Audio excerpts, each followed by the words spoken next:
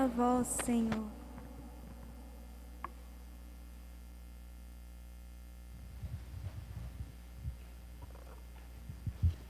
Queridos irmãos e irmãs, estamos iniciando hoje o mês missionário. Iniciamos, na verdade, dia 1º de outubro, mas esse é o primeiro domingo no mês das missões, mês do Rosário, semana do nascituro, semana da vida. A vida deve ser valorizada, respeitada, promovida, desde a sua concepção, passando por todas as suas etapas até o seu fim natural. E hoje, estamos no ano da família Amoris Laetitia, palavras latinas tiradas aqui da exortação apostólica do Papa Francisco sobre a alegria do amor na família Amoris Laetitia. Texto muito precioso que a pastoral familiar e todos que trabalham no âmbito do serviço para com as famílias, para com o matrimônio, devem retomar, porque é um texto de grande sabedoria e iluminação. Então, nesse contexto, nós estamos com essas leituras, numa feliz coincidência, em que nos são apresentados aqui, assim, em grandes linhas, o desígnio de Deus, o projeto salvífico de Deus, que passa pelo matrimônio, pela família. A primeira leitura é tirada do livro do Gênesis, é um belíssimo texto de sabor poético, em que Deus deixa claro que não fez o ser humano para viver na solidão, no fechamento. Não é bom que o homem esteja só. Vou dar-lhe uma auxiliar semelhante a ele. O ser humano precisa de interlocução. O ser humano é um ser de relacionamento e não de fechamento.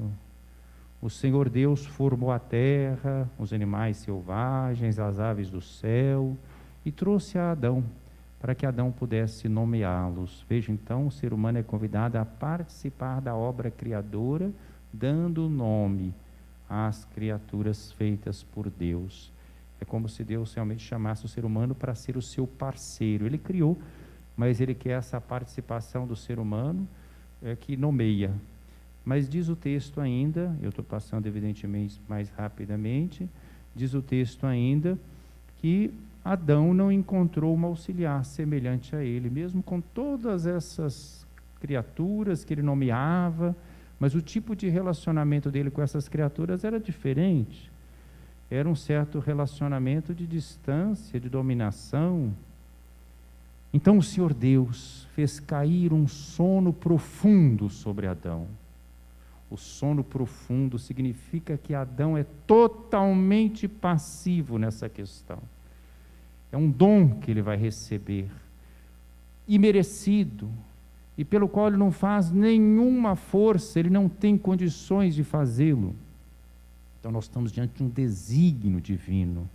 Essa ideia do sono profundo aparece algumas vezes na Escritura. Quando Deus vai fazer uma coisa muito grandiosa, tem esse sono profundo. E quando este adormeceu, tirou-lhe uma das costelas e fechou o lugar com carne. Depois da costela tirada de Adão, o Senhor Deus formou a mulher e conduziu-a a Adão. Como eu disse, é um texto de uma beleza literária. Evidentemente não está descrevendo uma cirurgia, banalizar o texto. Inclusive os nossos adversários que criticam esses textos, como se eles fossem textos de descrição histórica ou científica. Não são de algo muito mais profundo, são textos que mostram a sabedoria, o sentido, Então eles têm uma profundidade muito maior. Rasos são esses que criticam, porque não entenderam nada, nem a riqueza do gênero literário. Mas aqui então, Deus tira de Adão. O que isso quer dizer? Que é do profundo do ser humano. É um dom que Deus lhe faz. E não pensem também, é outra chave de leitura superficial, quando pensa, bom, é machista porque falou primeiro Adão, depois Eva, vem da costela. Não é isso não. Nós estamos num contexto em que a mulher muitas vezes era o quê? Desconsiderada e desprezada. Aqui, esse texto é um texto que mostra a dignidade da mulher. A mulher não se equipara Isso numa sociedade patriarcal machista é uma grande conquista. A mulher não se equipara a nenhuma outra obra da criação. A mulher só se equipara ao homem. Mulher e homem são iguais, têm a mesma dignidade. É um texto, nesse sentido aqui, revolucionário. Mostra que mulher e homem têm a mesma dignidade. Porque vai dizer, Adão, quando acorda, o Senhor Deus que formou a mulher, como formou Adão, conduz então a Adão, a mulher, e Adão parece que tem quase que um êxtase, fica cheio de alegria. Desta vez sim, é osso dos meus ossos, é carne da minha carne, ela será chamada mulher porque foi tirada do homem. Agora ele achou alguém que tem a mesma dignidade, com que ele pode se relacionar, que pode compreendê-lo, que pode completá-lo. Há uma carência, há uma incompletude no ser humano. O ser humano não é autossuficiente. Vocês estão vendo o que o pecado faz conosco? Nos torna autossuficientes, egoístas, fechados, tudo que nos frustra. E o ser humano não se realiza assim. Ele só se realiza assumindo as suas carências e se abrindo, se doando, se entregando. Por isso o homem deixará seu pai e sua mãe e se unirá à sua mulher, e eles serão uma só carne. Vejam que coisa importante. O relacionamento de pai e mãe com filhos é um relacionamento fortíssimo. Olha o que o texto bíblico está dizendo. O homem deixará seu pai e sua mãe, a mesma coisa vale para a mulher, e se unirá à sua mulher e se unirá ao seu marido. Significa que o matrimônio começa algo muito forte, decisivo. É uma vocação, meus irmãos. É uma missão. É participação na obra criadora de Deus, na obra santificadora de Deus. Parênteses aqui. Tem uns casamentos que não dão certo porque as pessoas não fazem isso que está dito aqui. O homem deixará seu pai e sua mãe e se unirá à sua mulher, e eles serão uma só carne. Lendo da outra perspectiva. A mulher deixará seu pai e sua mãe e se unirá ao seu marido, e serão uma só carne. Porque tem gente que vai para o casamento e não deixa pai e mãe, não corta o cordão umbilical. Aí o casamento não dá certo. Não vou me estender disso, porque eu não vou entrar em casuísmo aqui, fecho parênteses. Mas está aqui bem claro no texto bíblico. É uma realidade nova. O casamento realmente é feito para pessoas livres, inclusive dos laços com pai e mãe. É um outro passo, não é rejeição de pai e mãe, é uma outra família que está começando. Fecho parênteses, vamos para o Evangelho. Chegam para Jesus e apresentam para Jesus uma questão, para colocá-lo à prova, não para serem instruídos.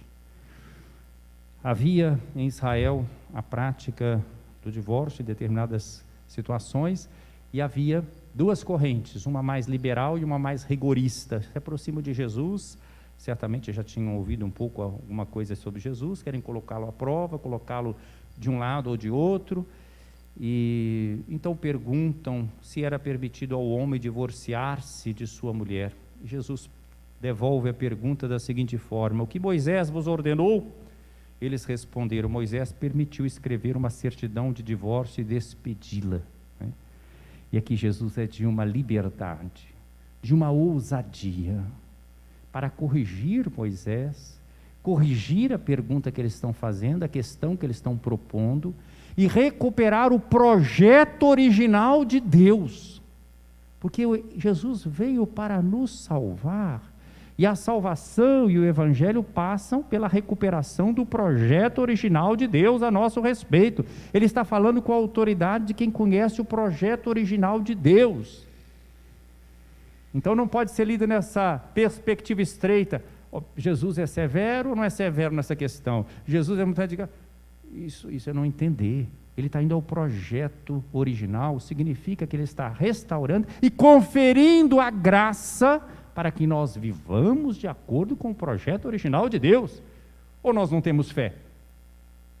Nós somos uma comunidade que está aqui reunida de fé em torno da palavra de Deus, nós acreditamos na força, os sacramentos que os nossos irmãos vão receber, conferem a graça, a comunhão que nós recebemos, o batismo que recebemos, a crisma, o sacramento do matrimônio, o sacramento da ordem, o sacramento da unção dos enfermos, o sacramento da penitência, conferem a graça para vivermos a vida nova. Não são ritos meramente. Então, não só Jesus vai recuperar qual é o projeto, mas o conjunto da sua vida vai nos conferir a graça para vivermos de acordo com esse projeto.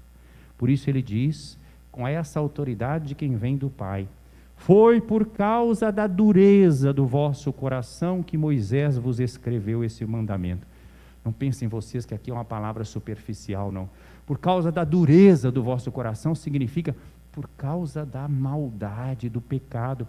Dureza do coração na Bíblia significa rejeição do projeto de Deus. É por causa da dureza do coração vosso, fechado no seu egoísmo, que rejeita o projeto de Deus, que Moisés fez essa concessão, né? No entanto, desde o começo da criação, Deus os fez homem e mulher. É o projeto original. Deus os fez homem e mulher, por isso o homem deixará seu pai e sua mãe, e os dois serão uma só carne. Assim já não são dois, mas uma só carne. Portanto, o que Deus uniu, o homem não separe. É o projeto do matrimônio celebrado na fé. O que nós sempre falamos, uma família cristã, duas pessoas. Vejam bem, o que Deus une? Não são dois egoístas, não. Que aí não é sacramento, não, viu? Dois egoístas que chegam e pensam que vão então viver juntos. Não, não é sacramento, não.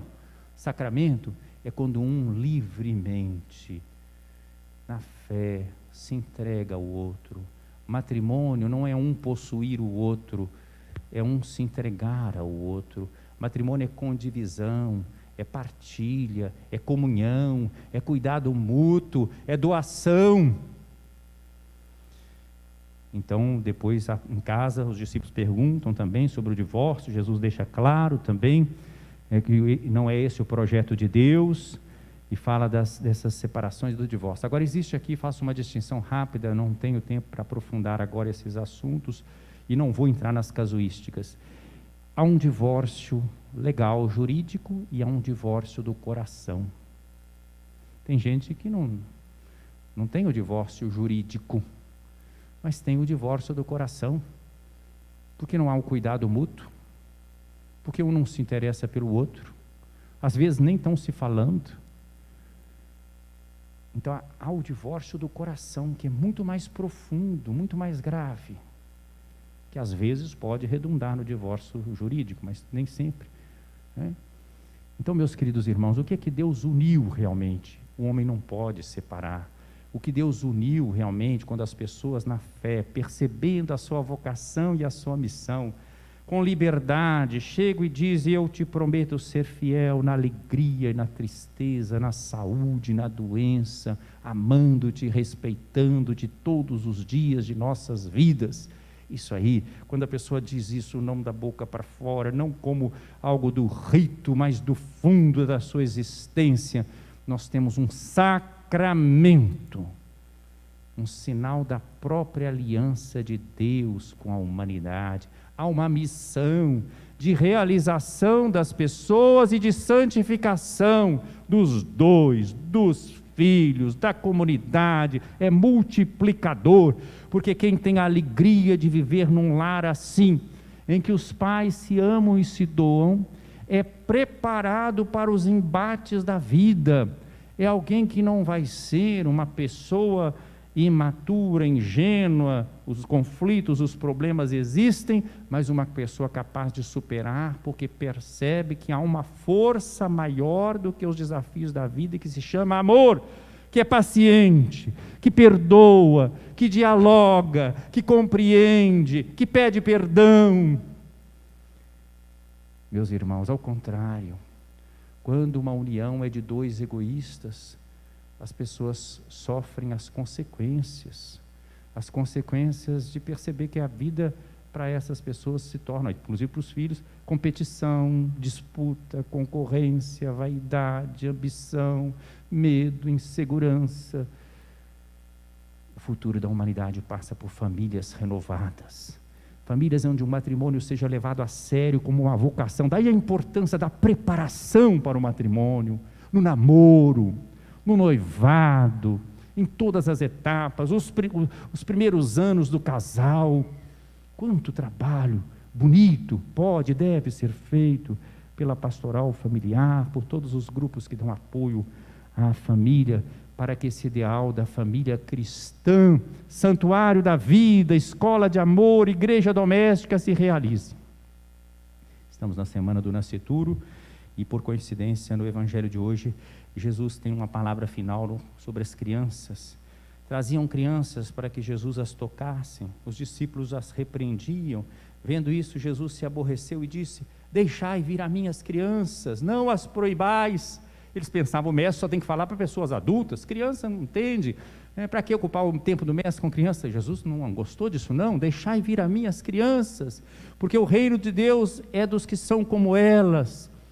E Jesus tocava nas crianças, abraçava, abraçava as crianças e as abençoava, impondo-lhes as mãos, está aqui no evangelho, e dizia: em verdade eu vos digo, quem não receber o reino de Deus como uma criança não entrará nele. É uma grande ilusão pensarmos que as crianças não podem fazer uma experiência de Deus. Podem, às vezes fazem uma experiência de Deus mais profunda do que um adulto. Dia 1º nós celebramos Santa Teresinha, eu refletia sobre isso na missa da manhã, quando preguei sobre Santa Teresinha, e em outros momentos. Vejam, era pequena, teve uma experiência muito forte de Deus. Quando a gente trata com a criança, não tem que tratar de uma forma superficial, tem que tratar no nível da criança, mas com verdade, apresentar a Deus. A criança sabe perceber isso, sabe descobrir, e pode fazer uma experiência de Deus muito bonita, muito profunda. Deixai vir a mim as crianças. Estamos vindo, o diácono Délio e eu, lá da comunidade de São Francisco de Assis, no Juquinha de Paula, a festa do padroeiro. Tivemos lá também primeira comunhão eucarística de crianças. É preciso que as crianças recebam os sacramentos, que as crianças recebam a catequese, que as crianças recebam em casa esse cuidado, esse amor. Que Deus abençoe nossas famílias, para que nós sejamos missionários também a partir dos nossos lares, para que esse mundo novo do reino se realize.